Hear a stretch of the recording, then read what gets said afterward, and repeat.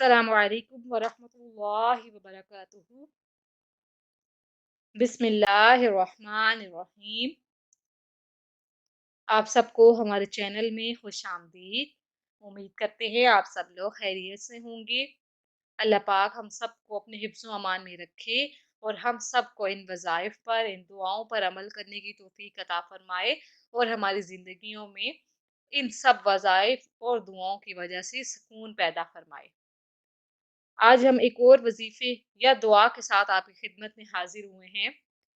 आज का जो वजीफा या दुआ है वो ये है कि अगर कोई बुरा ख्वाब देखता है और जब वो बुरा ख्वाब देखता है तो उसके बाद कौन सा अमल किया जाए ताकि वो उस बुरे ख्वाब के शर से महफूज रह सके, शैतान के शर से महफूज रह सके।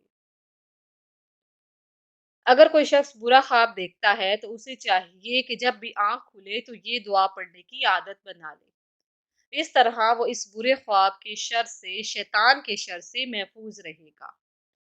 वो दुआ ये है, आऊदु बिल्लाहि मिन शर्रिश शैतानि व शर्रिहा।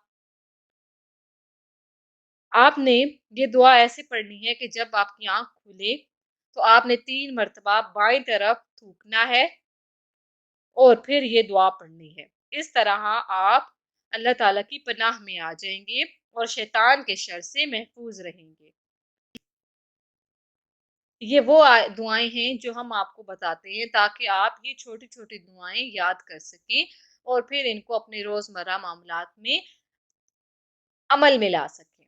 इस तरह ये होगा कि आप शैतान के शर से महफूज रहेंगे और जो बुराई या आप पर कोई मुसीबत आनी हो उससे भी आप महफूज रहेंगे।